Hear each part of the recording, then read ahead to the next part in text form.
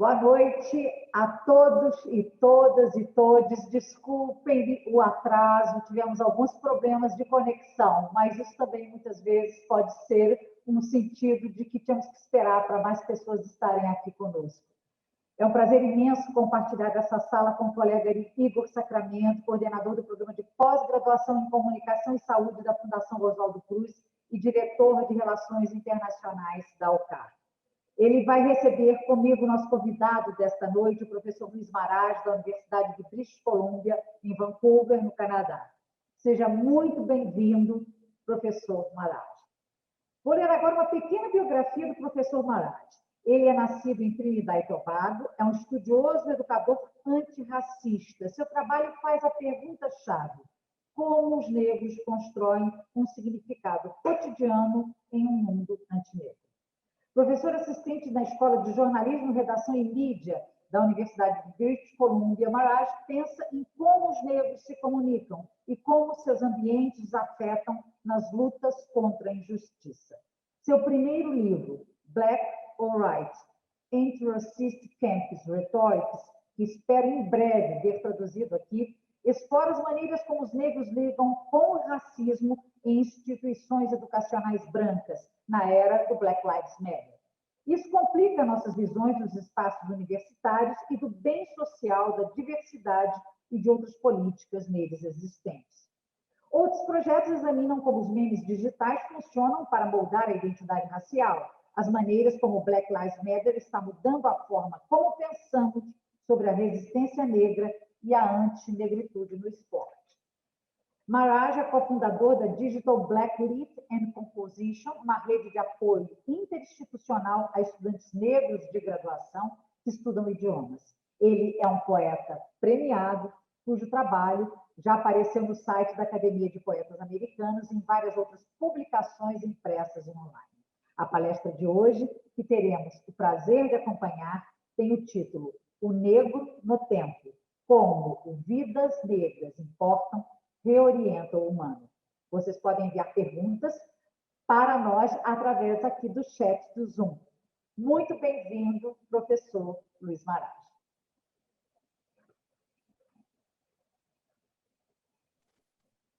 Thank you. Good evening. Obrigado, boa noite. Eu gostaria de agradecer, primeiramente, a professora Cristina Ferraz Mus, o Igor Sacramento, diretor de Relações Internacionais, aos alunos da professora Cristina, que me recomendaram para essa palestra, aos tradutores aqui presentes, à Associação Brasileira de Pesquisadores de Mídia e também a todos que ajudaram a organizar essa apresentação e esta conferência. Também gostaria de agradecer a todos por estarem aqui hoje. Estou muito feliz por estar aqui com vocês. Peço desculpas pelo atraso e também gostaria de agradecer às pessoas responsáveis por tornar tudo isso realidade na minha vida. Sou grato, portanto, aos meus professores, aos meus amigos e especialmente aos meus antepassados, vivos ou não, que tornaram possível para mim fazer o que eu faço hoje. Agradeço à minha família que sempre apoiou minhas atividades intelectuais e, em particular, à minha mãe, Caroline Marage, que sempre foi uma luz e inspiração. Eu vou compartilhar a minha tela agora com vocês. A brief note about the title. Eu quero fazer uma pequena observação sobre o título da palestra antes de começar. Esta palestra vai enfatizar momentos específicos da história do movimento Black Lives Matter, como essa história foi moldada por várias formas de mídia e como o movimento ganhou sentido político. Ao falar sobre esses eventos, eu espero nos ajudar a refletir sobre as maneiras como o Black Lives Matter comunica suas ideologias de maneira dinâmica ao longo do tempo para nos ajudar a ver além do que normalmente entendemos como humanidade ou ser humano. Quando as notícias sobre o assassinato do Trayvon Martin começaram a circular nas mídias sociais e depois nos meios de comunicação tradicionais em 2012, pareceu um déjà vu, como se já tivéssemos estado lá antes. O Martin, um afro-americano de 17 anos, de Miami Gardens, na Flórida, Estados Unidos, foi fatalmente baleado por George Zimmerman, um hispânico-americano branco. Zimmerman acreditava que esse menino era suspeito e a gravação de sua ligação para a polícia deixou claro que sua crença estava relacionada à aparência de Martin e à maneira como ele se vestia.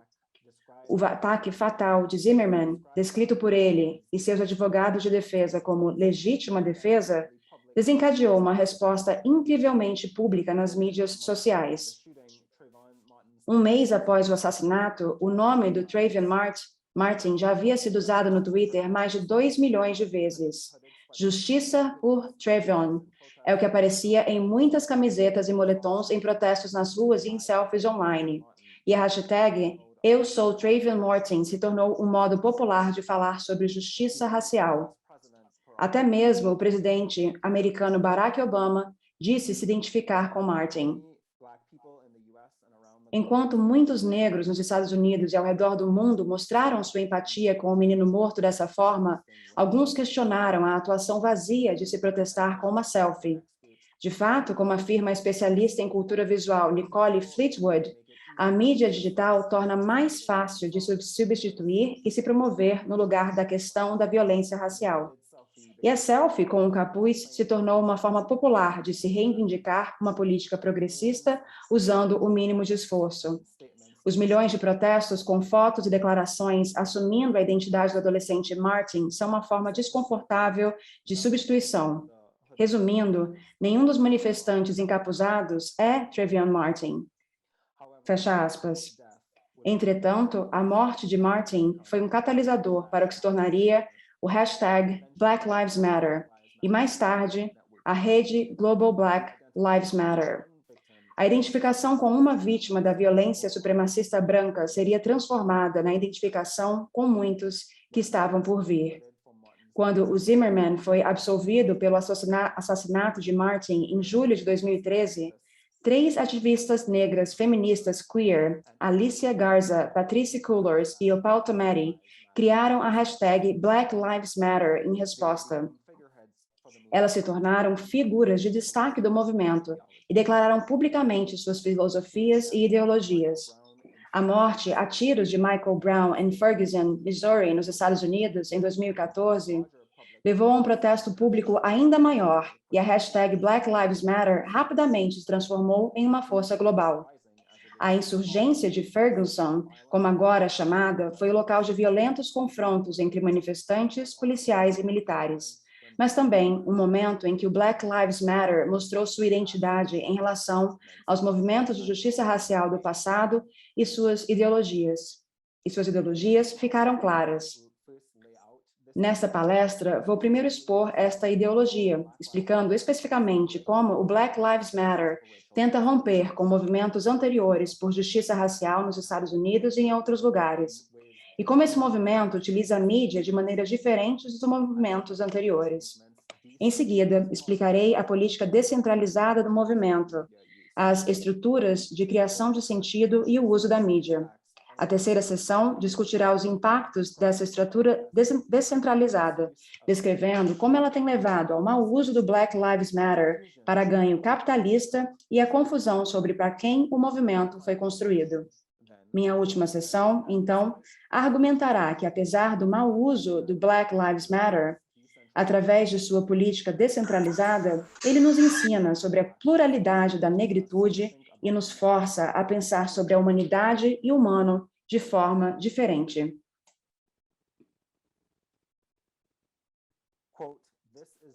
Abre aspas, este não é o movimento dos direitos civis, este é o movimento das pessoas oprimidas. Fecha aspas. Essas foram as palavras de Tori Russell, da organização ativista Hands Up United e manifestante do Black Lives Matter, quando entrevistado pela PBS NewsHour em 2014 sobre os protestos em Ferguson. Suas palavras ecoam as do artista de hip-hop e ativista Tef Poe no Fórum Ferguson, outubro daquele ano, que declarou, abre aspas, este não é o movimento de direitos civis de seus avós, fecha aspas. Como a cientista política Kathy Cohen destaca, esses ativistas mais jovens vão contra a ideia de que o Black Lives Matter é uma versão mais atualizada do movimento de direitos civis dos Estados Unidos dos anos 60. Filosoficamente, os ativistas sugerem o afastamento de estruturas, ideologias e relações com a mídia desse movimento anterior. Alicia Garza, uma das cofundadoras da hashtag Black Lives Matter, compartilha mais sobre esse assunto em seu artigo intitulado Her Story of the Black Lives Matter Movement, publicado pela primeira vez online em 2014. Alicia Garza escreve que o Black Lives Matter é uma tática para reconstruir o movimento da libertação negra, focando naqueles que foram marginalizados dentro dos movimentos de libertação negra. Ela declara que o Black Lives Matter vai além do nacionalismo restrito, que pode prevalecer dentro de algumas comunidades negras, mantendo os homens negros cisgênero à frente do movimento, enquanto nossas irmãs, queers e pessoas trans ou deficientes assumem papéis secundários ou são deixados de fora. Fecha aspas. De fato, a natureza centralizada do movimento dos direitos civis dos Estados Unidos significava que aqueles com o maior poder sociopolítico, homens negros instruídos, como o Dr. Martin Luther King Jr., por exemplo, eram vistos como os líderes dessa causa e seu trabalho era celebrado, enquanto o trabalho para a mudança social promovido pelas mulheres negras, pelos negros deficientes e negros queer passava despercebido. O Black Lives Matter, por outro lado, se esforça para tornar visível o trabalho de todos aqueles que fazem parte do movimento, destacando o poder político de suas várias suborganizações, capítulos e marcadores de identidade. Além disso, o Black Lives Matter, ao contrário do movimento de direitos civis dos Estados Unidos, não tem expressamente nenhum objetivo final em particular e nem busca uma mudança na lei. Enquanto o movimento de direitos civis dos Estados Unidos se concentrava em alcançar o direito de voto dos afro-americanos, o Black Lives Matter, abre aspas, é uma intervenção ideológica e política em um mundo onde as vidas negras são sistemática e intencionalmente direcionadas para o desaparecimento. Fecha aspas. É uma afirmação das contribuições dos negros para a sociedade, nossa humanidade e nossa resistência diante da opressão mortal, fecha aspas novamente. Esta orientação ideológica significa que o trabalho de libertação dos negros não depende de governos, regras e regulamentos, nem busca justiça para alguma entidade específica do movimento. Como o objetivo final não é mudar nenhuma lei ou conjunto de leis em si, o Black Lives Matter perpassa fronteiras nacionais, éticas, religiosas e outras. Uma vez que o movimento também vê a antinegritude como algo sistêmico e abrangente, ele vê a brutalidade policial como apenas a ponta do iceberg, o sintoma de uma doença que se manifesta em outros lugares, nos sistemas de justiça criminal, sistemas de educação ocidental, gênero e normatividade sexual, discriminação contra pessoas com deficiências, racismo ambiental e outros males sociais. Seus diversos capítulos localizados e ramificações mobilizam, portanto, a resistência contra uma série de questões sociais que afetam diferentes populações de povos negros. A relação do Black Lives Matter com a mídia e os sistemas de mídia também são marcadamente diferentes dos movimentos anteriores de libertação dos negros. Como mostram os historiadores da mídia, o movimento dos direitos civis muitas vezes se baseou na mídia convencional, na televisão e na imprensa, para divulgar e fazer circular suas mensagens para o público branco. Isso não é para descontar o importante trabalho da imprensa negra nos Estados Unidos nos anos 50 e 60, mas essas audiências brancas foram fundamentais para defender mudanças nas leis locais e federais nos Estados Unidos. As mesmas indústrias televisivas e jornalísticas continuariam, entretanto, pintando os esforços de libertação negra dos anos 70 e 80 como militaristas e violentos, enquanto continuavam a alimentar estereótipos sociais dos negros como hipersexuais, oportunistas, preguiçosos e criminosos. Como o Black Lives Matter surgiu na era da internet, esse movimento tem sido capaz, até certo ponto, de enviar e fazer circular mensagens que muitas vezes eram ignoradas para grandes públicos no mundo todo. Embora a internet e os gigantes da mídia social como o Twitter, o Facebook, ainda sejam amplamente controlados por pessoas brancas e corporações ricas, a viralidade da mídia social permite que os ativistas negros espalhem narrativas que, de outra forma, poderiam não ser cobertas pela grande mídia. Na próxima sessão, eu vou falar mais especificamente sobre as funções dessas diferenças de filosofia, começando com uma breve história de como o Black Lives Matter chegou às suas táticas, estratégias e ideologias de descentralização política.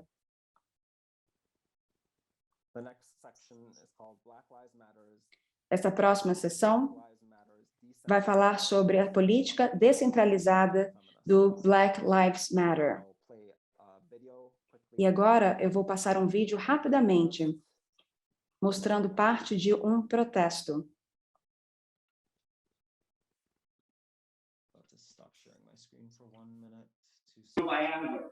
Eu vou interromper meu compartilhamento rapidamente.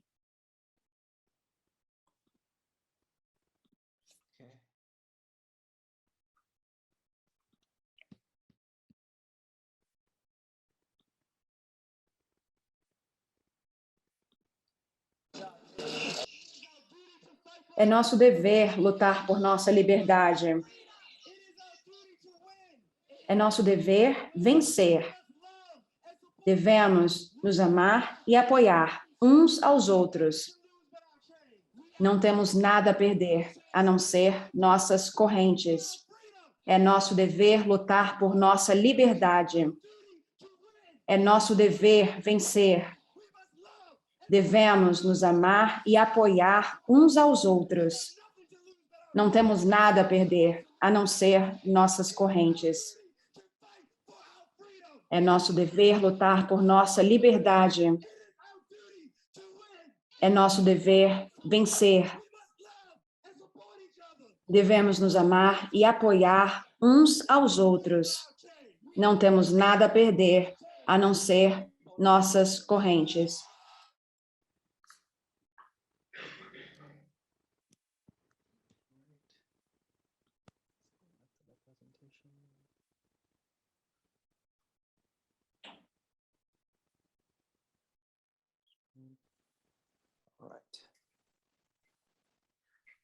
Quote, "It is our duty to fight for our freedom." É nosso dever lutar por nossa liberdade. É nosso dever vencer.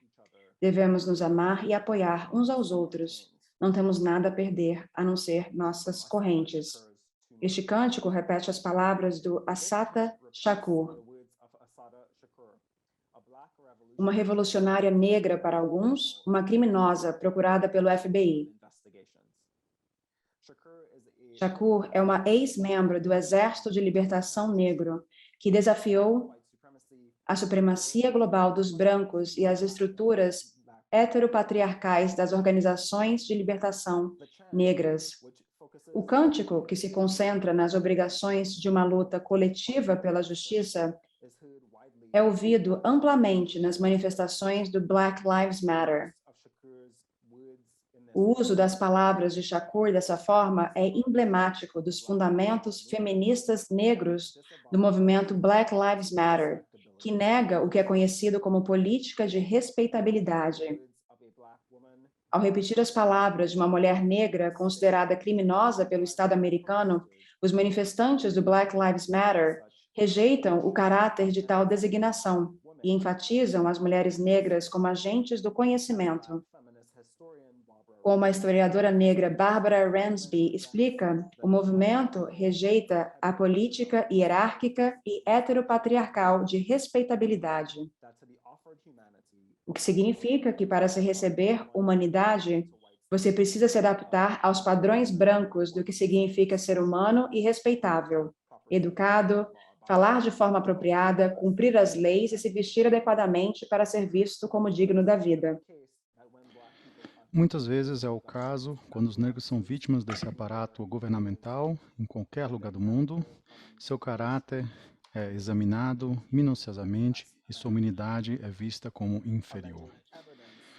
Alegadas evidências de sua criminalidade, como a sua vida digital de Trevor Martin, que inclui tweets sobre cantores de raps, reclamações contra seus professores, são mobilizadas pelo público para tornar a vítima, de alguma forma, sendo merecedoras do destino que abate sobre elas.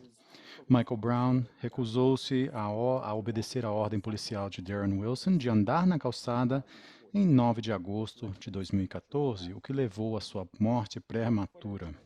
No entanto, as imagens de Brown supostamente roubando de uma loja de conveniência naquele dia foram circuladas pelos meios de comunicação nas redes sociais para criminalizar Brown como merecedor da morte. Esses exemplos não são diferentes das frequentes batidas policiais em que as comunidades negras pobres em todo o mundo, onde o chamado alvo são traficantes de drogas e deixam muitos mortos.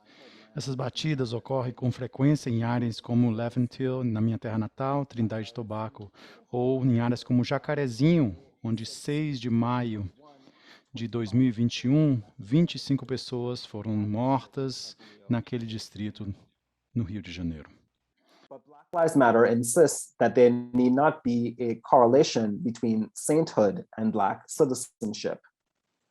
The 2014 death of Michael Brown on a Ferguson street prompted an important shift in the discourse about who is or is not a sympathetic victim of injustice. Brown did not have to be a church-going, law-abiding, proper-speaking embodiment of respectability in order for his life to matter, protesters insisted.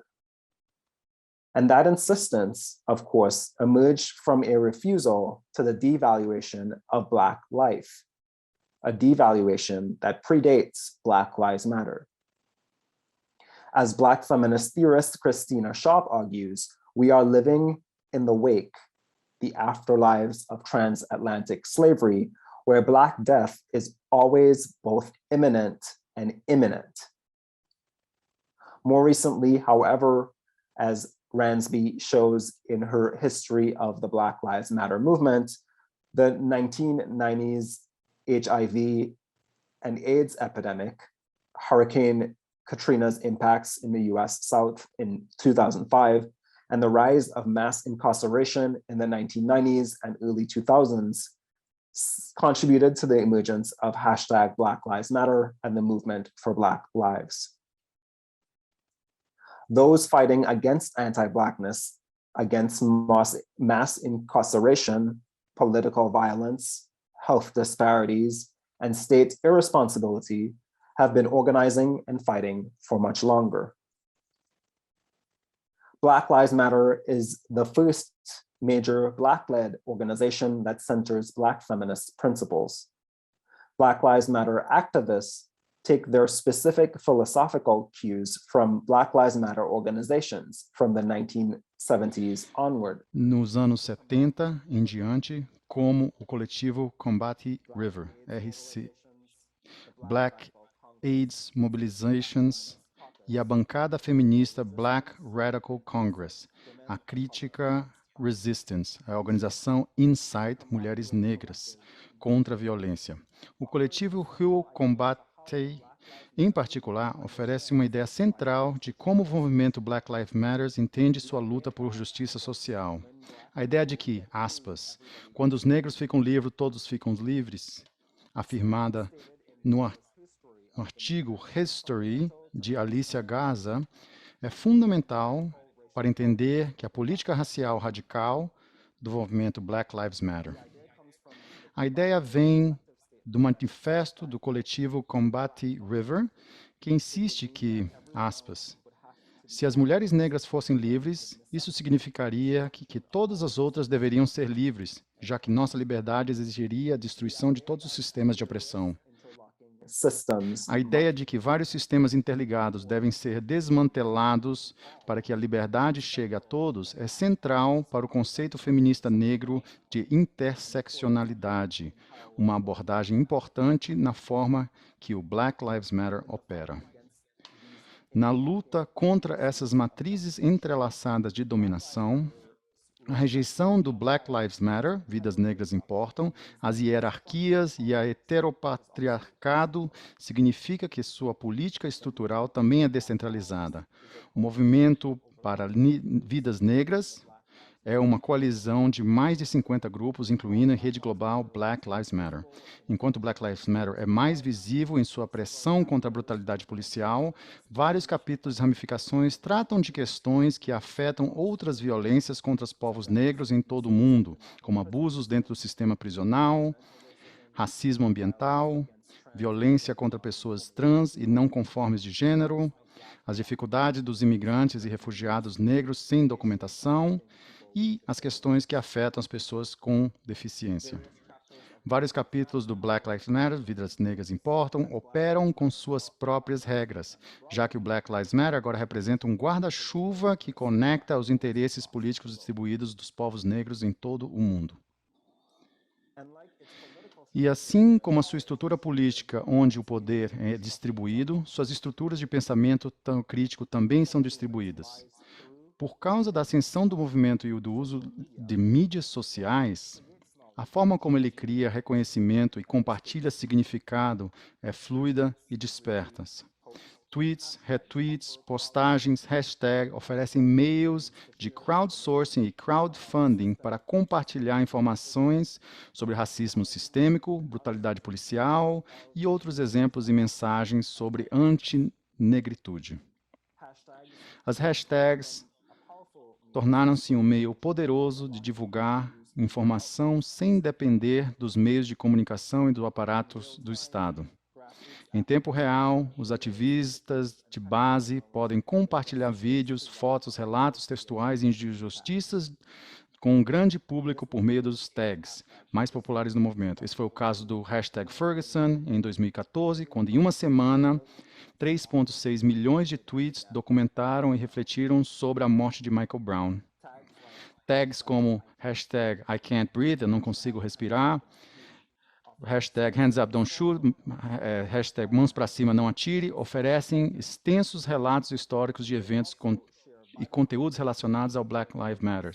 Eles também compartilham informações vitais durante os protestos sobre protestos de oposição, presença policial e táticas para sobreviver a protestos de oposição e de violência policial.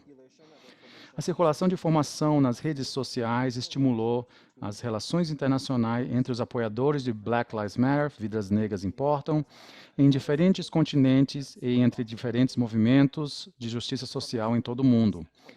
Já em 2014, aspas, na África do Sul e em Londres, houve ações de solidariedade que ligaram as injustiças enfrentadas pelos negros nesses países com as lutas dos povos de Ferguson, Granbury. Mensagens nas redes sociais e as delegações de pessoas nos protestos Black Lives Matter continham cartazes que mostravam apoio à Palestina. Os ativistas de Black Lives Matter defenderam de forma semelhante os esforços palestinos em 2021. E é claro, no verão de 2020, viu enormes protestos no Black Lives Matter em todo o mundo após a morte de George Floyd, Breonna Taylor e outros nos Estados Unidos naquele ano. A mídia social também permitiu que os negros participassem do envio de mensagem de protestos relacionados a protestos Black Lives Matter na rua, mas não explicitamente sobre esses protestos. Hashtags como hashtag eles me balearam demonstraram como a mídia nacional e o cabo costumam usar fotos estereotipantes, criminalizadas para manchar personalidades negras, vítimas de violência policial, quando usuários da mídia sociais sobrepuseram as duas fotos, viram que as declarações sobre o racismo eram antinegro também. O tweet perguntava, se eu fosse morto a tiros, quais imagens a mídia usaria para me retratar? Fim das aspas. Esses protestos digitais de milhares de usuários negros de mídia social ofereceram a eles a chance de participar na criação da mensagem de protesto generalizadas que expõe a narrativa racista sobre negros nos Estados Unidos e em outros lugares. Eles enfatizam como por meio da mídia e das representações da mídia, Black Lives Matter, como um coletivo descentralizado, torna o significado disperso e fluido. Como explico no meu livro, Black or Right, Anti-Racist Campus Rhetorics, retóricas antirracistas no campus, essas representações mediadas digitalmente mostram as possibilidades de criação de novos significados trazidos pelo Black Lives Matter para fins educacionais. Em estudo de Big Data, em 2016, do movimento Black Lives Matter no Twitter, Dean Freelon, Sharton McIan e Meredith Clark, da mesma forma, enfatizaram os potenciais específicos da hashtag para o ensino do público sobre injustiça social. Eles descobriram que um dos principais objetivos da mídia social entre os entrevistados era educação, junto com a amplificação de vozes marginalizadas. As estruturas descentralizadas distribuídas do Black Lives Matter, consequentemente, sugerem que a luta contra o racismo antinegro não precisa ser perseguida apenas por aqueles que se autodenominam ativistas.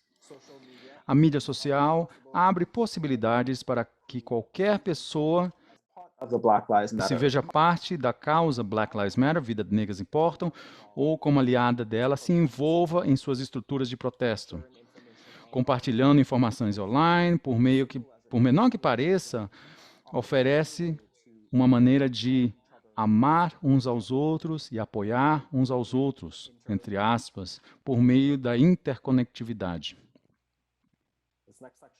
Essa próxima sessão é sobre os impactos da estrutura descentralizada do Black Lives Matter. Vidas Negras Importam. Mas assim como as estruturas de poder descentralizadas e os mecanismos comunicativos do movimento Black Lives Matter oferecem oportunidades para o apoio na busca de iniciativas de justiça social localizadas e globais, também oferecem oportunidades para o oportunismo e a exploração capitalista. Sem nenhum líder teórico ou rosto do movimento Black Lives Matter para ser responsabilizado ou orientar o movimento, várias entidades tiraram vantagem da onipresença do Black Lives Matter para ganho capitalista, enquanto os negros pobres continuam a ser especialmente visados pela polícia. Os negros e os negros do sul global, em particular, também sofreram desproporcionalmente com a propagação do vírus Covid-19. À medida que o movimento se tornou cada vez mais reconhecido em 2020, durante a pandemia, também se tornou lucrativo para alguns. Dois casos se destacam como particularmente problemáticos. Primeiro, os ganhos monetários significativos obtidos pelas 3 mulheres que começaram a hashtag Black Lives Matter, Garza, Tometi e Colores, e a fama, e também lucro subsequente, conquistada por influenciadores sociais ativistas dos Estados Unidos, como, por exemplo, o Shaun King, DeRay McKesson e Tamika Mallory. No final de 2020, no entanto, ativistas, e tanto dentro como fora do Black Lives Matter, começaram a chamar atenção para esta exploração e tomaram medidas para combatê-la. Por exemplo,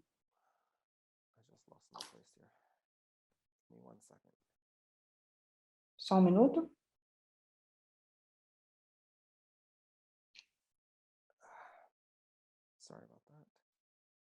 Perdão.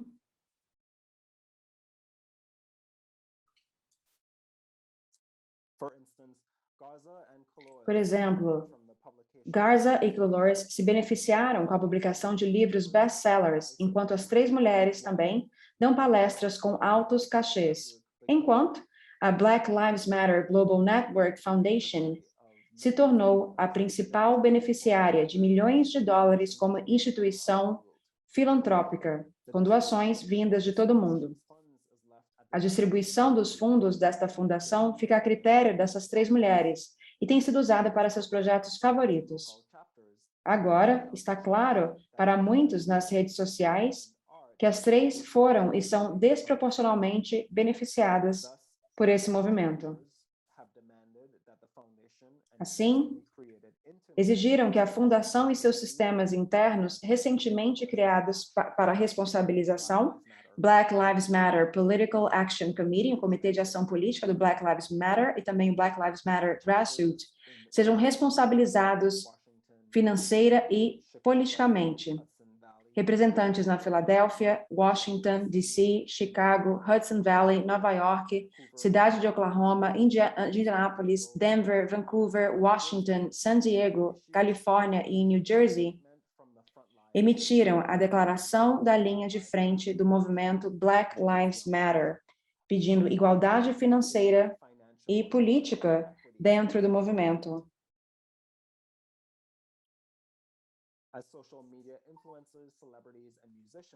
À medida que influencers, celebridades e músicos fazem declarações públicas falando sobre Black Lives Matter, muitos acreditam que eles se beneficiarão muito mais financeiramente com essas declarações do que os ativistas que fazem o trabalho local, e até mesmo mais do que os pais e as famílias das vítimas da brutalidade policial.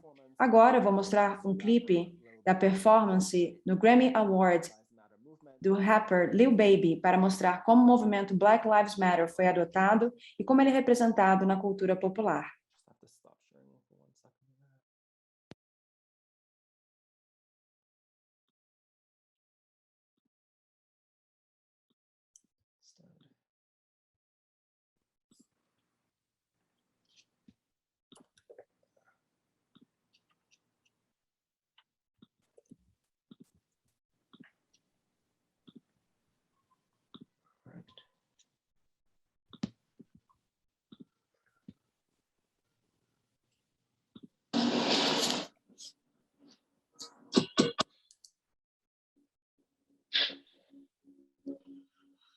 When I was growing up, I was taught an American history course that and neither did I. That I was a savage. A tradução pede desculpas, mas o áudio não está com uma qualidade suficiente para ser traduzido.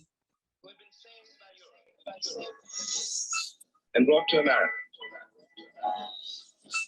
And of course, I believed it. I didn't have much choice. My 4x4 G63 ain't no more free, let's Steve. I gave him chance again. I even told him please. I find it crazy the police to shoot you and know that you dead, but she tell you to freeze. If I seen what I seen, I guess that mean hold him down when he say he can't breathe. There's too many mothers grieving for no reason. Been going on for too long to get easy. Like dogs and hyenas. I went to prison, my money was courted, my mama was crushed when they said I can't leave. First I was drunk, but I sobered up quick when I heard all that time that they gave it to leave. He got a life sentence plus. We just some products of our environment. How they gon' blame us? You can't fight fire with fire, I know, but at least we can turn the flames, huh? You gotta pay attention to the signs. Seem like the fines following the blind. Thinking about everything that's going on. I put security up in my home. I'm with my kind of they right or they wrong. I call him now, he'll pick up the phone. It's 5 in the morning, he waking up on it. Tell him wherever I'm in and they come. I see blue lights, I get scared and start running. That's be crazy, they supposed to protect us. Throw us in handcuffs and arrest us. But they go home and messed up. Knowing we need to help, they neglect us. One of them who gon' make the respect us. I can see in your eyes that you're fed up. Mess around, got my shot, I won't let up. I know that we a problem together. They know that we can start it. And it's bigger than black and white. It's a problem with the whole way of life. Can't change overnight. But we gotta start somewhere. Might as well go ahead, start here. We can have a club for the year. I'm gonna make it count while I'm here. God is the only man I fear. It's a state of emergency. It's been a hell of a year. Hell for over 400 years. O estado de emergência foi um ano terrível, um inferno por mais de 400 anos. Meu povo, é hora de nos defendermos, é hora de exigirmos a liberdade que esta terra promete. Presidente Biden, exigimos justiça, igualdade, equidade política e tudo mais que a liberdade abrange. E para isso não precisamos de aliados, precisamos de cúmplices. É maior do que preto e branco. Isso não é uma tendência, este é o nosso plano, até atingirmos a liberdade, até atingirmos a liberdade.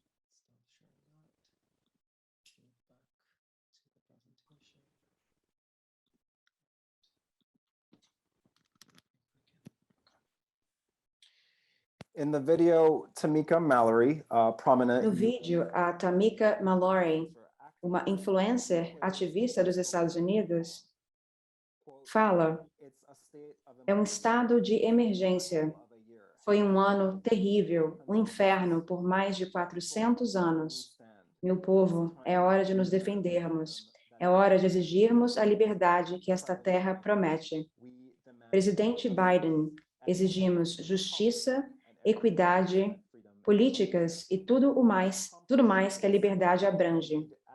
E para isso, nós não precisamos de aliados, precisamos de cúmplices.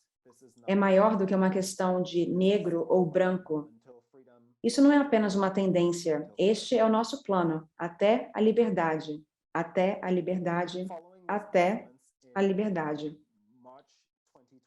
Após essa performance, em março de 2021, a Mallory foi acusada pela Samaria Rice de lucrar com o movimento, enquanto os pais de vítimas de violência policial enfrentam dificuldades financeiras e, às vezes, ficam sem teto.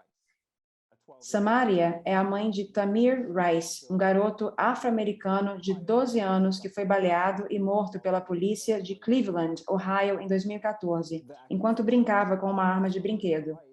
A acusação da senhora Samaria Rice levou muitos a acreditar que as fraturas no movimento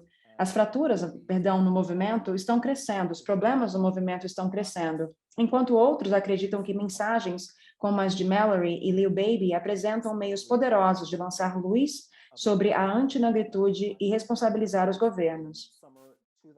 Da mesma forma, o uso generalizado da frase Black Lives Matter, vidas negras importam, por entidades corporativas no verão de 2020, após grandes protestos globais, traz alguns questionamentos se essas empresas estão contribuindo para os esforços de justiça social ou apenas vendendo seus produtos. Quando vários times de futebol e jogadores de futebol individuais na Europa começaram a usar Black Lives Matter e mensagens relacionadas em seus uniformes, ajoelhando-se e levantando os punhos no início do jogo da Liga Premier, após a onda inicial da pandemia de Covid, a mudança foi adotada como solidariedade e apoio à mensagem do movimento.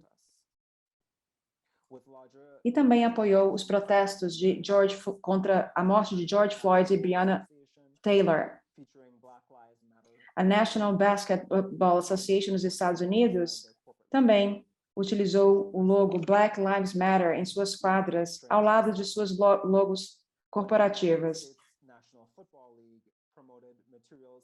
Quando a Liga Nacional de Futebol Americano dos Estados Unidos promoveu materiais enviando a mensagem Black Lives Matter, parecia tarde demais.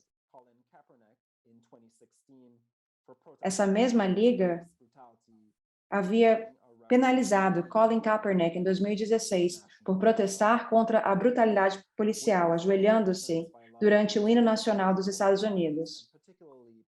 Com essas apropriações por grandes órgãos institucionais e corporativos, e particularmente por corporações multinacionais como a Amazon, muitos foram questionados se as vidas dos negros apenas importavam, mais uma vez, porque poderiam ser usadas para o lucro. Era esse o objetivo dessa participação no movimento?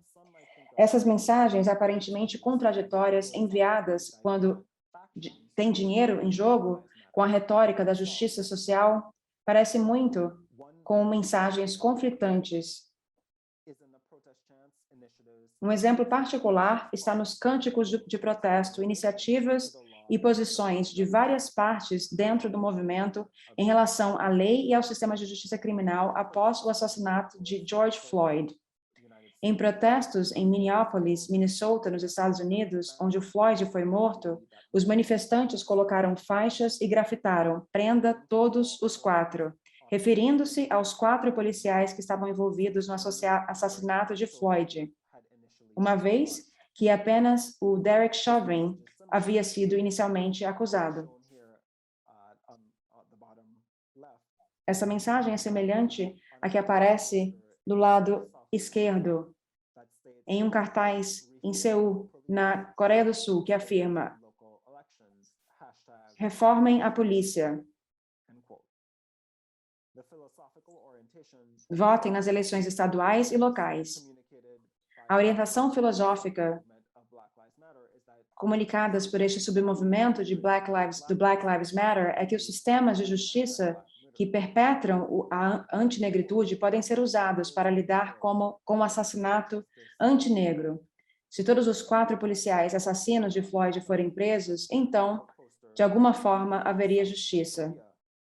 Da mesma forma, no último pôster vindo da Coreia do Sul, a mensagem de que a reforma é possível com voto nas eleições significa que alguma justiça pode ser buscada por meio de sistemas de governo e processos democráticos. Outros planos semelhantes envolvem a aprovação de legislação governamental.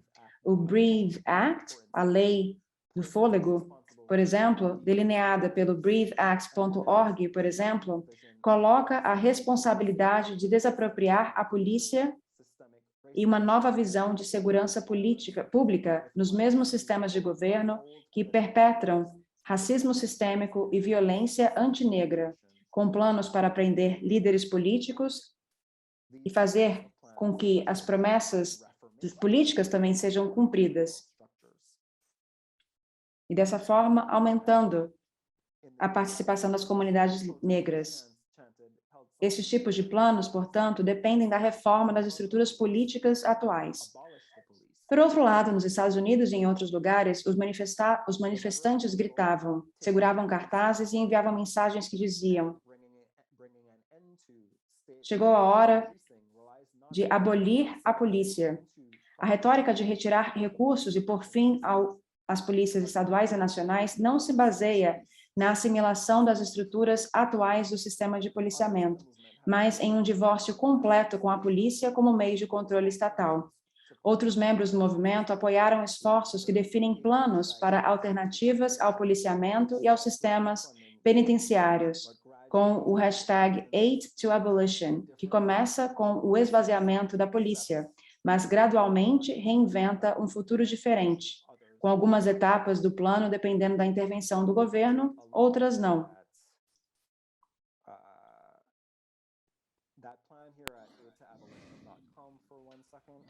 Vamos entrar nesse site rapidamente para dar uma olhada no plano proposto por esse Aid to Abolition. É importante ressaltar que, embora este plano seja de autoria de ativistas nos Estados Unidos, eles se descrevem como pessoas que são negras, latinas, asiáticas, árabes, muçulmanas, brancas, trans, queer, migrantes, deficientes.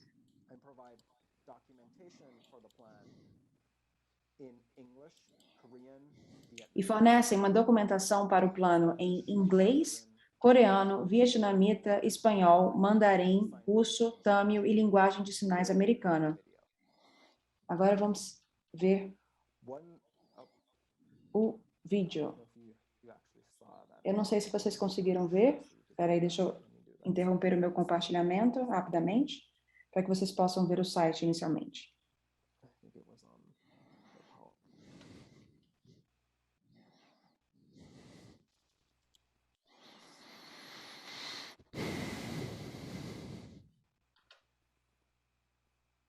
Este é o site.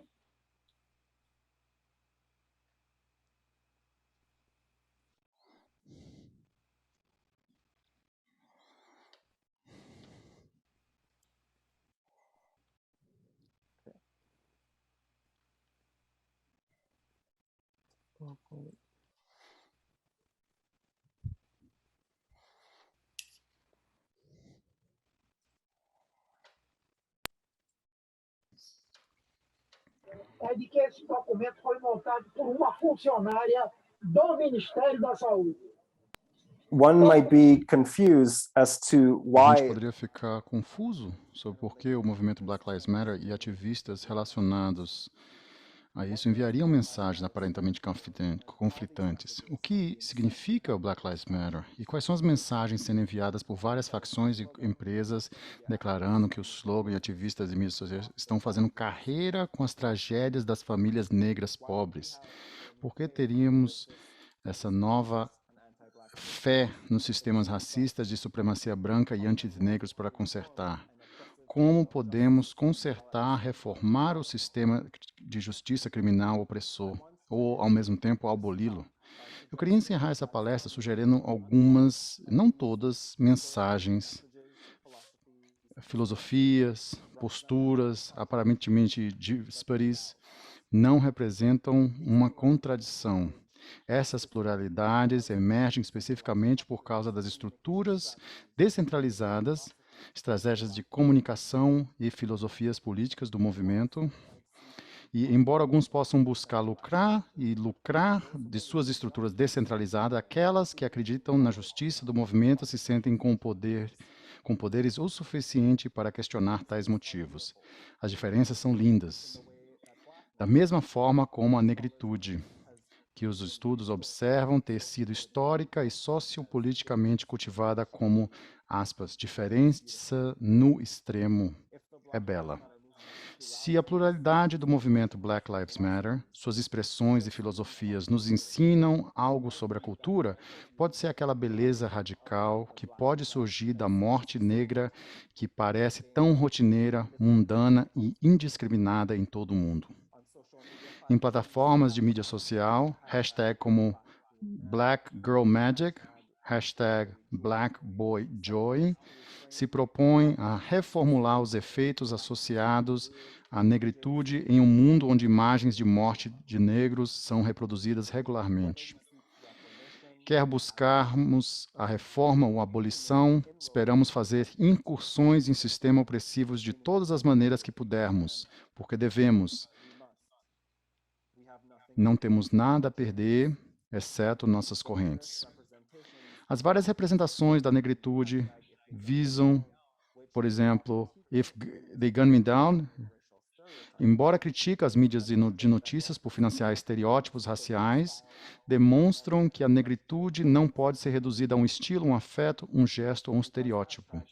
Como os hashtags podem ser continuamente adicionadas, transformadas e retransformadas continuamente, sua capacidade de criar um significado fluido nos oferece uma maneira de pensar sobre as fluências dinâmicas da negritude que Black Lives Matter trouxe à luz. O hashtag como meio de informação, como os vários sinais de protesto, gestos, performances, filosofias, expressões locais e globais do movimento Black Lives Matter, Vidas Negras Importam, mostram que a negritude e o poder dos negros não pode ser uma coisa estática, apesar de constantes tentativas de codificar e mercantilizá-lo desde a invenção da raça da Idade Média Europeia. Ao longo do tempo, por meio de rupturas, desentendimentos, violência e constantes diferenças, a diferença nos ofereceu meios de unirmos e de nos entendermos em todos os idiomas, todos os estados, todas as etnias e todas as culturas. Essas verdades de poder estabelecidas, gêneros e de ser humano, como a teoria feminista negra Sylvia Wynter as chama, governam nossa existência, raça, classe, gênero, sexualidade, nacionalidade, etc. Devem ser constantemente desestabilizadas. É a pluralidade de vozes, filosofias, posturas, povos e culturas que se unem para sonhar com futuro justo deve impedi-los de serem forças de dominação e de violência. As vidas negras devem ter uma importância abundante e fluente. Eles devem desafiar que existe uma maneira central de ser humano, adequado, correto e normativamente certo. Talvez nos livrando da ideia que diferenças de expressão, gesto, linguagem, vestimenta e raça devem ser controladas e moldadas em uma forma humana unificada, podemos chegar mais perto de compreender a crítica política e abraçar as diferenças com um amor imensurável. Talvez, ao fazer isso, possamos levar a algum lugar, mundos, planetas, onde possamos respirar, livres das ameaças de um joelho policial em nossos pescoços. Muito obrigado.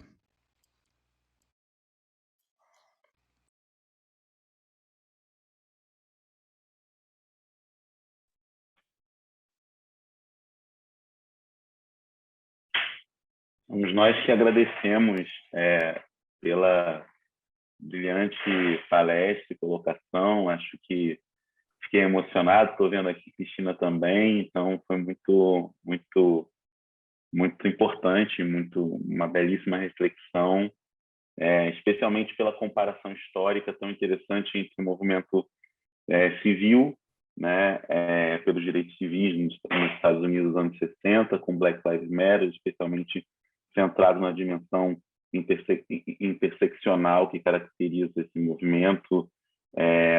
Enfim, eu tenho inúmeras perguntas. Eu vou fazendo algumas que já estão aqui no chat. Você está vendo, né, várias congratulações, assim, agradecimentos pela palestra. Eu vou fazer algumas que já estão, uma que já está no site. Eu vou me revezando, né, Cristina? A gente vai se revezando nessa leitura das perguntas. Eu não estava com... Eu vou acabar usando esse lugar e fazer algumas perguntas também, já que a gente está moderando, mas eu vou, claro, obviamente, deixar que as pessoas que estão participando do evento perguntem, e aí, se no intervalo aqui, se alguém estiver escrevendo, eu faço alguma pergunta. Tá? Bom, nós temos uma pergunta do Francisco Júnior, da UFRN, Universidade Federal do Rio Grande do Norte, perguntando qual é o papel das novas mídias na repercussão do movimento nos Estados Unidos e no mundo, e como você avalia a adesão das mídias tradicionais na divulgação das ações desses eventos. Tem mais uma pergunta, eu vou fazer duas, e depois mais duas, para não se perder. Você acha, Cristina, tá bom? Okay. Né? Yeah. E mais uma pergunta do Marcos Oliveira, que ele fala que no Brasil 40 milhões de brasileiros são das classes D e E e não têm acesso à internet por não terem condições de pagar pelo serviço. Em qual medida a condição econômica, a concentração de uso da internet a um determinado perfil da sociedade, brancos de classe média e alta, podem induzir o engajamento social e comportamento nas redes sociais? Depois a gente faz mais uma rodada de perguntas. Thank you for the questions. Appreciate them. Muito obrigado pelas perguntas. Muito obrigado. Então, vou falar um pouco sobre a primeira. É uma excelente pergunta, realmente. As duas foram muito boas. O papel da mídia tradicional, eu acho que tem mudado com o tempo. Podemos ver isso na forma da mídia que vemos agora e também nas pessoas que fazem parte dos sistemas de mídia hoje.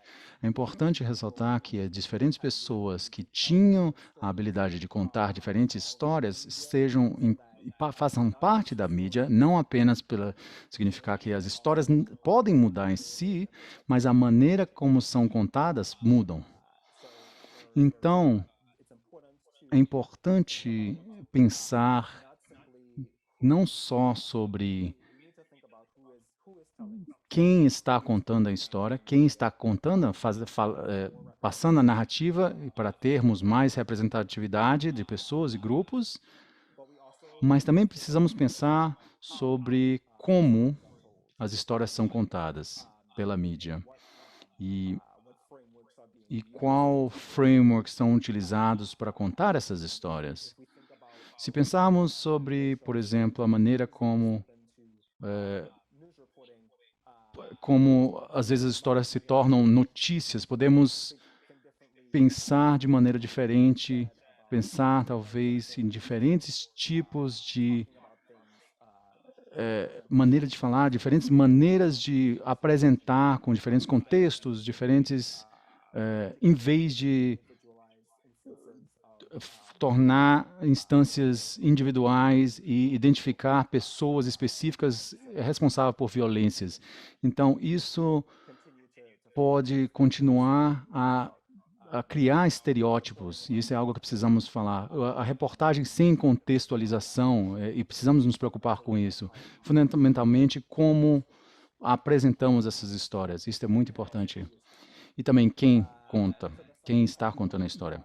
A segunda pergunta, eu acredito que a maneira como a comunicação ocorre na mídia social, que eu descrevi, não é diferente da maneira que a comunicação na estrutura e a passagem da informática acontecia no passado por séculos.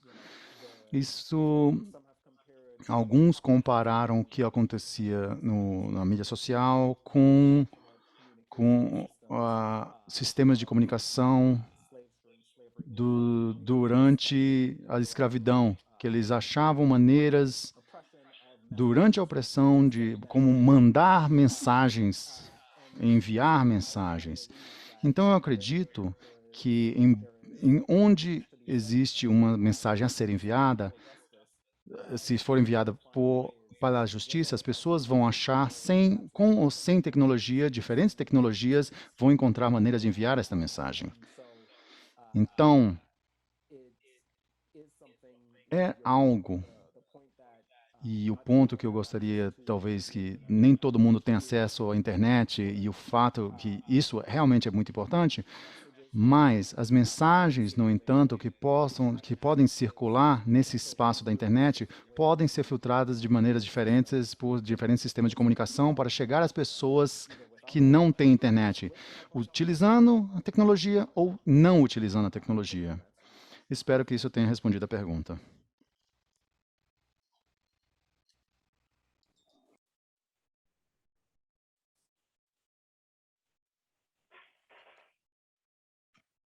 Temos mais algumas perguntas também. Aqui da Marise Baesso, ela pergunta: pela potência do movimento Vidas Negras Importam, como você observa a perda de direitos de minorias pelo mundo, o fundamentalismo crescente e o que está acontecendo com as mulheres no Afeganistão diante da tomada do poder pelo Talibã? Outra pergunta da Roberta Gonçalves, uma reflexão exposta de forma clara, sem ser agressivo ou tendencioso, mostrou que não fatos pontuais, mas há uma cronologia, um movimento. E o professor Maharaj mostrou que há diferenças e convergências ideológicas. É mais um comentário. Foi lindo, estou emocionado e envolvido, que me leva a perguntar o que eu posso fazer sobre isso, mesmo sendo branca. Isso é uma pergunta importante, o lugar da branquitude nesse movimento é uma pergunta importante. I'll start with the second question first. Eu vou começar com a segunda pergunta.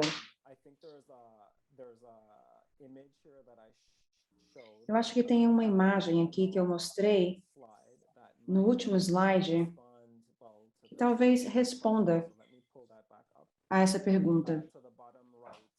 Aqui, à direita, embaixo, nós temos duas manifestantes com dois cartazes diferentes. Deixa eu dar um zoom aqui nessa imagem. À esquerda, vocês veem uma mulher branca. E o cartaz dela diz o seguinte: Black Lives Matter. Eu entendo que eu nunca vou entender. No entanto, eu estou aqui com vocês. E à direita temos uma mulher negra que diz: para os meus filhos no futuro, a minha vida importa. Então, eu acredito que esta é uma distinção muito poderosa e que demonstra também o papel das pessoas brancas, dos aliados brancos, dos cúmplices brancos no movimento Black Lives Matter. Eles entendem que a narrativa não é uma narrativa branca e reconhecem isso. Reconhecem que existe um limite para a sua empatia, existe um limite de entendimento da situação das pessoas negras, mas existe uma forma de apoiá-las. Nós vimos isso nos protestos em 2020, particularmente, onde várias pessoas brancas, vários manifestantes brancos apareceram nos protestos.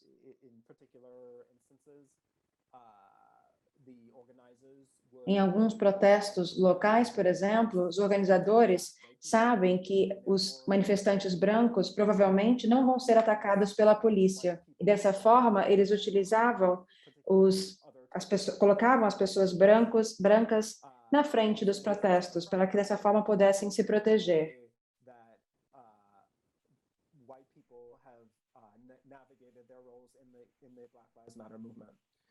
Muitas pessoas brancas conseguem participar do Black Lives Matter, e isso é muito importante. Pessoas brancas e pessoas que têm poderes políticos têm que entender que o trabalho que estão fazendo, se educando, é algo muito importante. E essa é uma tarefa, assim, que deve ser feita. E a segunda pergunta teve a ver com o fundamentalismo em todo mundo. Acho que foi a primeira pergunta, na verdade, porque eu comecei de trás para frente. Bom, eu escolhi focar primeiro, eu escolhi focar no tema da descentralização do movimento Black Lives Matter. Porque nós vemos que com um fundamentalismo, nós temos um poder centralizado. Temos um grupo específico com poder,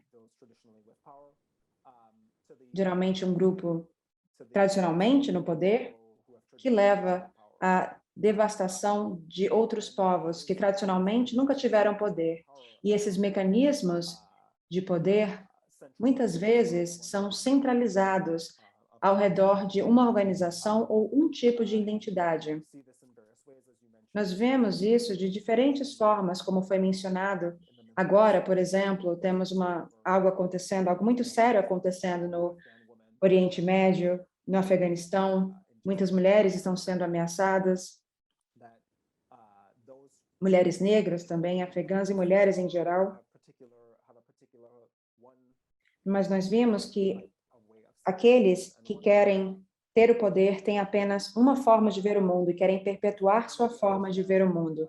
É importante nós entendermos como o Black Lives Matter, através da descentralização, mostrou o oposto disso.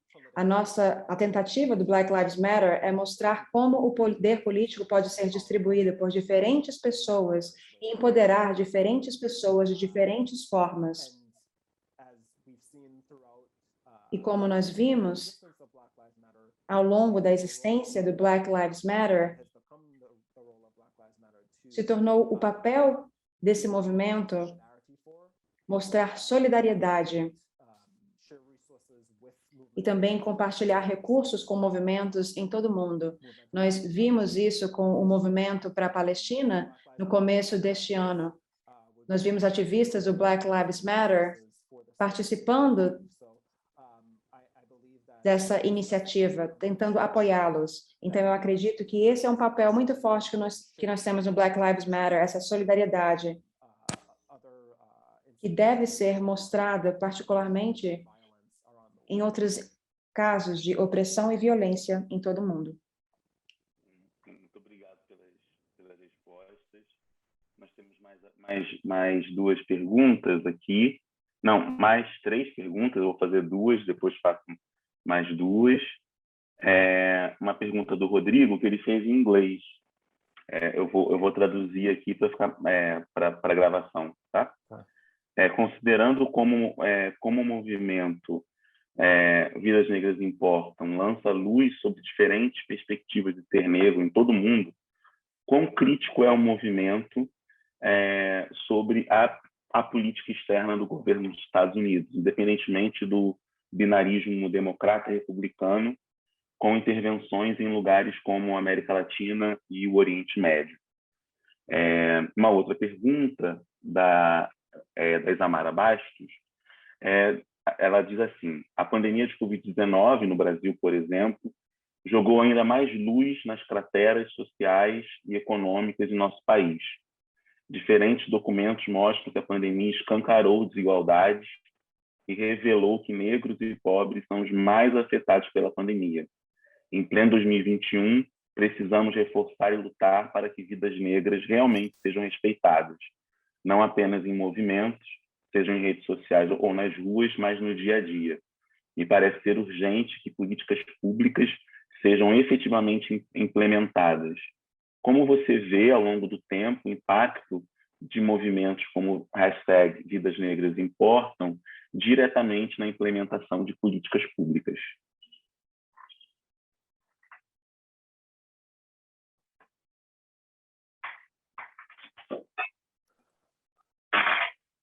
Okay, so so the first question I sort of started Bom, com answering. relação à primeira pergunta, eu comecei a respondê-la mais ou menos na minha última resposta. O movimento Vidas Negras Importam é um movimento descentralizado. Então, nós não somos contra nenhum governo em particular, mas vocês vão ver que nós temos algumas ramificações que defendem algumas questões em particular. Temos alguns, por exemplo, que buscam a abolição, por exemplo, policial em várias partes do mundo. Também temos aqueles que buscam outros pontos importantes.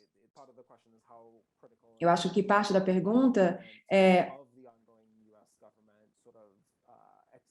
o quão importante, a pergunta foi com relação ao quão importante é o movimento Black Lives Matter sobre a implementação de políticas e sobre a política americana. Bom, esse movimento, ele está indo contra o governo americano de várias formas diferentes. Então, por isso, nós estamos indo também contra, de alguma forma, a política internacional do nosso país. E conseguimos ver isso através das conexões do Black Lives Matter com outros movimentos em todo o mundo, com diferentes representantes locais. Nós temos representantes, por exemplo, na Europa, representantes, por exemplo, na África, no Caribe, e esses representantes, em particular, de alguma forma, estão conectados, financeiramente, ou através de sistemas de comunicação, ou através de outros tipos de recursos, aos ativistas do Black Lives Matter aqui nos Estados Unidos, em representações locais que nós temos espalhadas pelo nosso país. Com relação à segunda pergunta, com relação ao impacto sobre as políticas públicas, um dos exemplos que eu dei durante a minha palestra foi um exemplo de uma política que está sendo desenvolvida para que nós possamos pressionar para que haja uma mudança do policiamento nos Estados Unidos. Também, em alguns lugares, estamos buscando outras políticas específicas. E o que eu estava tentando mostrar para vocês é que existem aqueles movimentos que querem pressionar para uma mudança política através do governo, e existem aqueles que não acreditam em políticas, que não acreditam, por exemplo, que é necessário abolir o governo. Existem aqueles já que querem abolir tudo. Então, temos vários tipos de visões diferentes. A lei Breathe Act ganhou uma tração nos Estados Unidos, tendo apoio, por exemplo, de vários diferentes políticos.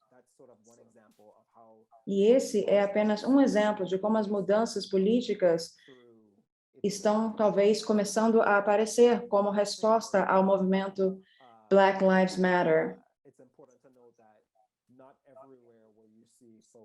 Mas é importante destacar que nem sempre, nem em todos os lugares nós vamos ver pessoas tentando fazer mudanças na lei, mudanças políticas.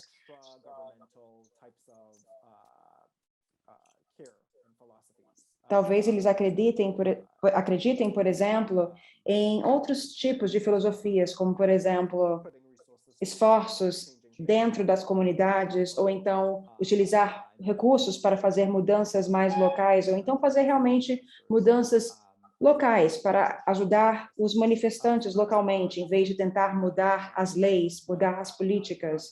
Então, sim, houve alguns impactos causados pelas Vidas Negras Importam, mas o governo como um todo não está buscando uma mudança política, porque alguns dos representantes desse movimento não acreditam que a mudança política é o que vai fazer a mudança, que vai trazer a mudança da violência sistêmica que nós vemos em todo o mundo.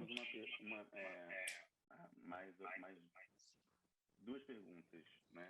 We have Luciana Moraes, que o que nós jornalistas não deveríamos reproduzir em matérias, seja na TV, revistas, jornais, etc., sobre o movimento, o que a mídia reporta de forma equivocada no seu ponto de vista. E ela agradece pelo debate tão importante. Gabriela Isaías faz uma pergunta: mesmo o Brasil tendo altíssimos índices de genocídio negro há décadas, o movimento Black Lives Matter cresceu consideravelmente e foi aderido principalmente por pessoas brancas. Apenas após a grande mobilização norte-americana de 2020, onde você acredita que nós, negros brasileiros, estamos pecando na comunicação a partir do movimento em que a causa é abraçada por motivos internacionais? Quando temos tantas vidas ceifadas e tantos nomes gritados a plenos pulmões há anos, seria um problema comunicacional dos movimentos negros brasileiros ou uma tendenciosidade da branquitude em se identificar com as demandas estadunidenses?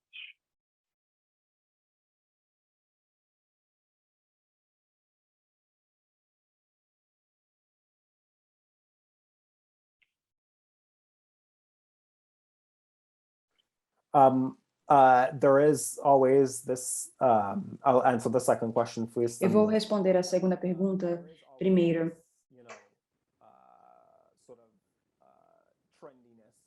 Sempre tem essa ideia de tendência, assim. As pessoas geralmente gostam de entrar no movimento por ser tendencioso, por ser uma tendência internacional, e outros porque realmente abraçam a ideia. Eu tentei falar um pouco isso durante a minha palestra.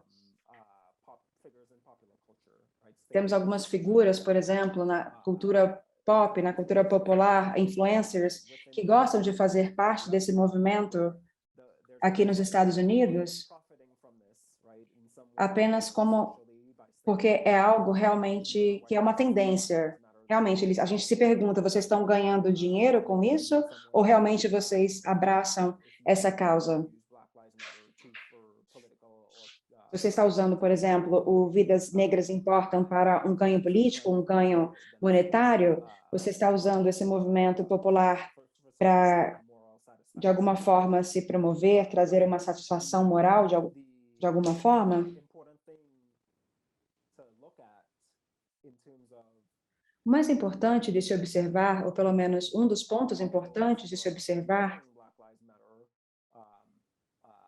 em termos do Black Lives Matter, é ver como as pessoas estão atuando, em vez de o que elas estão dizendo. Então, qualquer um pode falar, vidas negras importam, mas como essas pessoas que estão participando do movimento estão realmente trabalhando para criar uma mudança social, trabalhando para criar espaços para comunidades negras, por exemplo, em seu ambiente de trabalho, onde muitas vezes as pessoas negras passam por uma violência racial.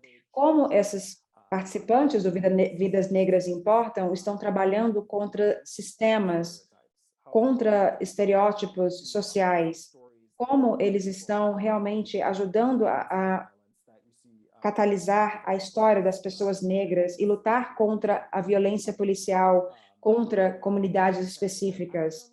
Esses manifestantes estão realmente agindo de forma real ou apenas utilizando o Vidas Negras Importam porque é uma tendência? Então, temos que olhar as ações em vez de olhar as palavras. Isso é muito importante, na minha opinião. A primeira pergunta foi com relação às narrativas, né? O que os jornalistas deveriam estar reportando, ou então o que eles não deveriam estar reportando. as histórias e as narrativas,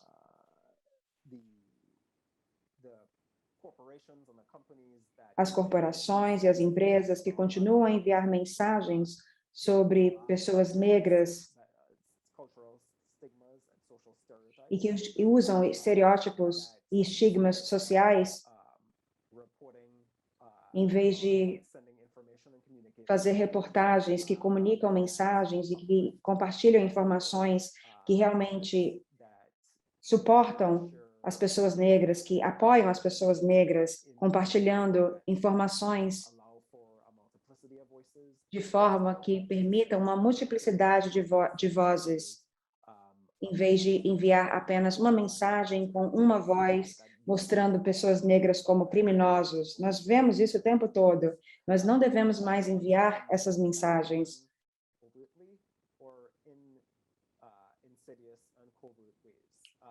E muitas vezes essa mensagem ela é enviada de forma subliminar. Muitas vezes, por exemplo, estamos vendo no noticiário pessoas negras o tempo todo sendo presas. Imagens de pessoas negras sendo acusadas, por exemplo, por crimes específicos, e nunca vemos nenhuma outra imagem. Então, todo mundo que vê essa imagem, todo mundo que recebe essa mensagem, pensa que pessoas negras são criminosas. Então, a mídia tem que pensar em que narrativa está enviando. Este é o primeiro passo para saber que tipo de mensagem não deve ser enviada e sobre quem não deve enviar essas mensagens. Existem muitas corporações com muito dinheiro que estão por trás dessas mensagens contra as minorias de todo mundo. Então, quando pensamos nessas pessoas que estão por trás dessas mensagens, não apenas os jornalistas, temos que pensar em todos envolvidos. Isso também é muito importante. Estou avisando aqui que essa vai ser a última rodada de perguntas. Infelizmente, né? Mas o nosso tempo nós já estamos com algum tempo da chamada de conversa e de mesa. Acho que poderíamos ficar assim, um tema muito candente. Eu queria agradecer imensamente a presença do professor Lui e também dos colegas da diretoria da UCAR. Queria agradecer publicamente e registrar que quando foi sugerido esse tema por mim, unanimemente, todos os colegas aceitaram o tema e abraçaram a proposta diante da sua relevância. Fico muito feliz dele poder ser feito no momento em que eu estou na diretoria, junto com a queridíssima presidenta Cristina Mussi, realizando o evento na casa dela, né, que é na Universidade Federal de Juiz de Fora. Então, estou muito feliz e emocionado pelo evento e assim, palestras maravilhosas sendo feitas, e essa abertura aqui é mais uma delas. Então, vou encerrar com mais duas perguntas, a do Frederico e da própria Cristina, que tem uma pergunta. Ele diz assim: boa noite a todos. Como você interpreta as produções ficcionais ou não ficcionais baseadas em movimentos sociais, como Vidas Negras Importam? Existe uma diferença quando produções são roteirizadas e produzidas por negros? Qual a contribuição dessas obras para a história dos movimentos sociais? E a Cristina pode fazer a pergunta dela. Querido Luiz, eu quero te perguntar uma coisa. O que mudou de Angela Davis para os dias atuais? Mudou alguma coisa?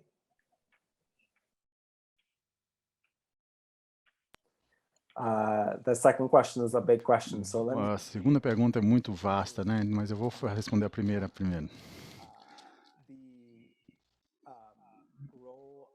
O papel da não ficção e da ficção e dos negros para garantir que sua visão está defendida e contada. É muito importante termos uma multiplicidade de fontes. Precisamos ouvir de diferentes pessoas que se identificam de maneira diferente, de lugares diferentes, que têm diferentes experiências de vida, que então podemos entender um pouco mais, um pouco melhor o que é negritude, Isso é uma coisa. Significa N experiências, N coisas. Para mim, pessoalmente, eu sempre achei, como alguém que veio do Caribe, que teve uma educação nos Estados Unidos, e em uma cultura diferente do que eu estava acostumado, eu entendi que minha negritude é muito diferente da negritude de pessoas dos Estados Unidos, de negros dos Estados Unidos e específicos bolsões nos Estados Unidos. E minha política, minhas crenças vão divergir das aqueles que eu também apoio, com quem eu fico em pé e com quem eu me sustento. É muito importante termos isso, muita multiplicidade de histórias, multiplicidade de crenças, para não ter apenas uma história negra, mas ter várias histórias negras. O que mudou nos últimos anos? Bem, é debatível, né? É controverso. Existem maneiras que podemos olhar do que acontece hoje como sendo resultado do que a modificação do controle e a modificação do controle dos negros, a violência contra os negros. Podemos identificar, e eu faço isso um pouco no livro, eu identifico algumas maneiras como as instituições, a mídia, etc., têm utilizado as estruturas e as lógicas similarmente como como foi feito no passado, inclusive as instituições educacionais. O que mudou, no entanto, foi que agora estamos, o que acredito ser um entendimento completo de que isto não é, esses mecanismos de controle não são para o nosso benefício, porque são sempre, todo mundo cai na armadilha de que o controle é para o seu benefício, né? Mas nós estamos contra isso e estamos empurrando contra isso em diferentes maneiras. Estamos tentando entender as fronteiras, os limites que por muitos anos têm sido erguidos para dizer que, olha, eu sou desse lugar e eu só me importo sobre este lugar específico. Essas fronteiras estão caindo, ruindo. E isso muda a maneira de como pensamos sobre nação, sobre estados-nações, e muda a maneira como pensamos sobre linguagem e língua, identificação, gênero, etc. E eu acho que o que precisamos fazer hoje é empurrar a dissolução dessas fronteiras, entender a maneira como podemos cuidar um dos outros para, se conseguirmos fazermos isso, teremos um tempo finito para isso, lógico, e teremos uma oportunidade finita para ajudar os outros. Então, precisamos fazer isso.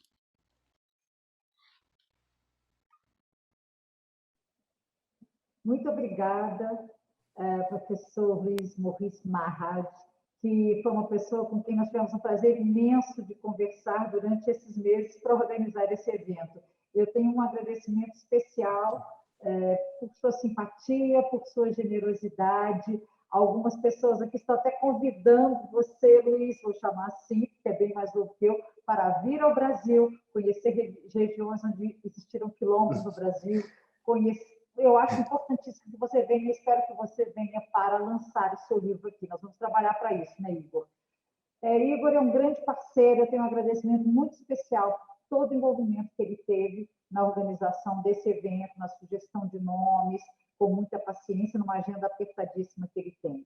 Eu tenho que fazer um agradecimento muito especial às pessoas que estão no bastidor aqui comigo, que são tanto o João e a Brila, que fizeram, né, trabalharam como intérpretes e que realmente foram fundamentais para que todos nós, né, pudéssemos compreender com tranquilidade, né? Eu acho um trabalho muito elogiado. Queria agradecer muito ao João Gabriel, que o Luiz conheceu, a Monique, o Sandro, que estão aqui nos bastidores comigo na Faculdade de Comunicação da Universidade Federal de Juiz de Fora. Estamos sozinhos aqui, né, porque a universidade está fechada. E quero agradecer, sem sombra de dúvida, né, a todos aqueles, por exemplo, Júlia Fagioli, que é nossa bolsista no programa de pós-graduação, doutora, e que fez um trabalho também aqui de acompanhar o chat. Fora todos vocês que estão aqui presentes. Eu fico imensamente feliz, Luiz. Nós vamos depois disponibilizar para aqueles que não puderam acompanhar, né, o teor da sua palestra. Eu acho que ela vai inspirar muitas e muitas pessoas. Eu espero que a gente possa se encontrar em outros momentos da vida para debater um assunto que é tão relevante. Eu sou uma mulher branca, sei meu lugar de fala, acho que estou como aquela mulher de cartaz, mas eu sei que eu preciso militar. E isso me emociona muito estar hoje aqui levantando essa bandeira e sabendo que é preciso mudar isso dentro da universidade, nas cidades, nas escolas, em todos os lugares. Eu me sinto muito feliz por ter a oportunidade na minha vida acadêmica de levantar essa bandeira. Agradeço muito a você, não sei se você quer desejar mais uma última palavra, o Igor também. Muito obrigada. Thank you very much. Muito obrigado. Eu que agradeço, eu agradeço a todos vocês. A professora Cristina, muitíssimo obrigado pelas oportunidades, os intérpretes, muito obrigado a vocês, todos que colocaram, se esforçaram para que esse evento fosse um sucesso. Obrigado pelas perguntas. Eu espero que eu realmente vá no Brasil e vamos nos encontrar. Será fantástico. Depois dessa pandemia se resolver, e eu adoraria, com certeza, conhecer vocês pessoalmente. E eu gostaria somente para dizer do fundo do meu coração de que quanto eu gostei essa oportunidade de falar com vocês. Eu não posso dizer o quanto isso significa a mim, e isso realmente é enobrecedor, ver que as pessoas realmente estão falando aqui nos Estados Unidos, mas ou no Canadá, mas está sendo comunicado em outro idioma, e esse reconhecimento, esse entendimento está ocorrendo. Isso é muito importante, especialmente quando existe a tendência de queremos dissolver as fronteiras. Realmente é muito encorajador. Eu agradeço demais a oportunidade de ter vindo aqui falar com vocês e de compartilhar um pouco das ideias. E se cuidem, por favor, fiquem seguros, tomem cuidado, e vidas negras importam. Obrigado. Obrigada, Luiz. Igor, alguma última palavra? Obrigado. Vidas negras importam, com certeza, Luiz. Essa mensagem é importante que esse movimento seja também um movimento de libertação, quando a liberdade nunca foi, a liberdade sempre foi um conceito associado à branquitude, né? Então é muito importante que nós nos apropriemos também da libertação e da autonomia e da capacidade da luta contra o sistema extremamente violento contra as populações negras no Brasil e no mundo. Obrigado demais pela sua fala. Eu acho que ela inspirou todos nós aqui e certamente inspirará a outros colegas que assistirão depois no canal da Alcar. Acho que é muito importante. Obrigado mais uma vez, imensamente. Muito obrigada. E amanhã, gente, nós continuamos juntos. Luiz, venha em breve para também estar aqui conosco e a gente se ver face a face.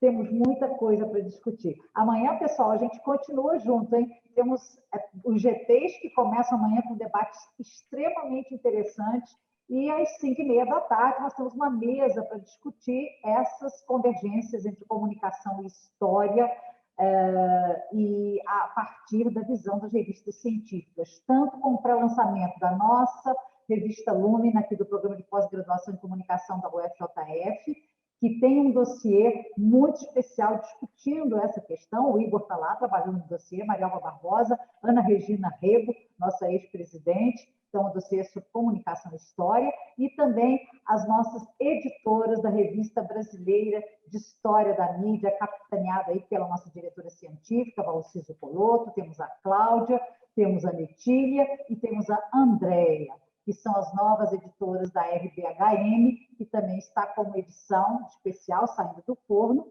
com um dossiê com o Igor também no dossiê sobre saúde e história, e vamos depois ter no final do ano uma edição também especial sobre essa temática do evento, que eu espero poder publicar com autorização o belíssimo texto do Lúcio. Muito obrigada a todos, uma boa noite, cuidem-se, fiquem bem, vidas negras importam.